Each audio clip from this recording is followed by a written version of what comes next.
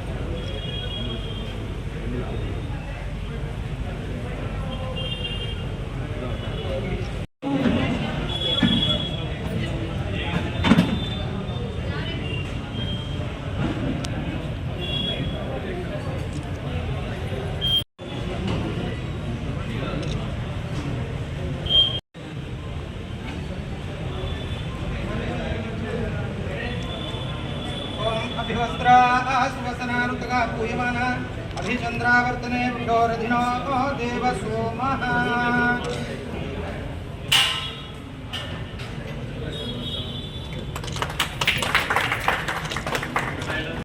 భక్తుడికి పూజ చేస్తాము. గతంలో కూడా నేను మినిస్టర్ ఉన్నప్పుడు మీ అందరి ఆలోచనలు టెంపుల్ బాగుండాలి అన్న ఉద్దేశంతో కేవలం టెంపుల్ డెవలప్మెంట్ కాకుండా పక్కన మరుగులు కట్టించాం.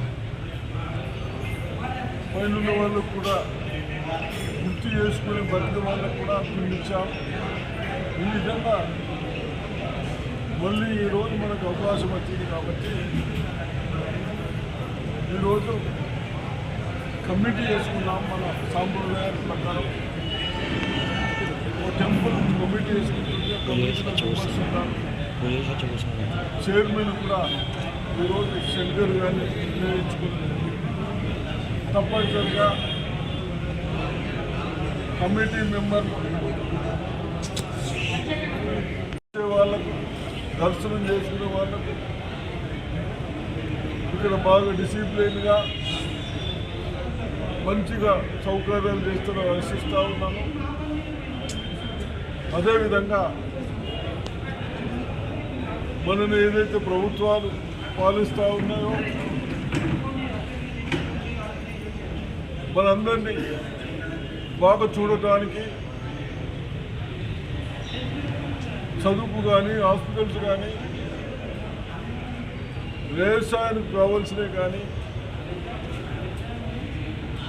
ఇవన్నీ సౌకర్యాలు కూడా బాగుండాలని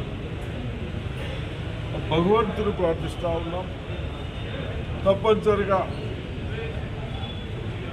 అన్ని విధాలుగా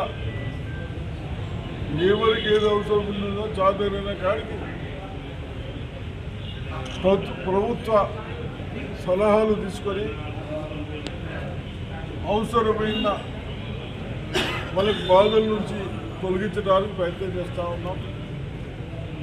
దాంట్లో భాగంలో రైతులకు లోను మాఫ్ కూడా చేసడం జరుగుతూ ఉంది. తప్పనిసరిగా నా రైతు సోదరులకు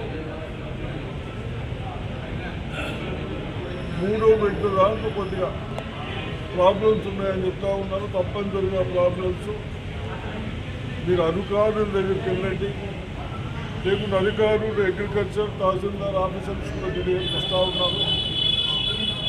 అవన్నీ సరిదిద్దుకున్న తర్వాత తప్పనిసరిగా మీ అందరికీ ఆ భగవంతుని ప్రార్థిస్తున్నాం. తప్పనిసరిగా అనుభవంకి వస్తాయి. మనమందరూ మంచి పంటలు పండించాలని నేను భగవంతుని ప్రార్థిస్తున్నాను. ఇది కూడా సాయంత్రం వరకు వస్తుంది. చక్ర సాయంత్రం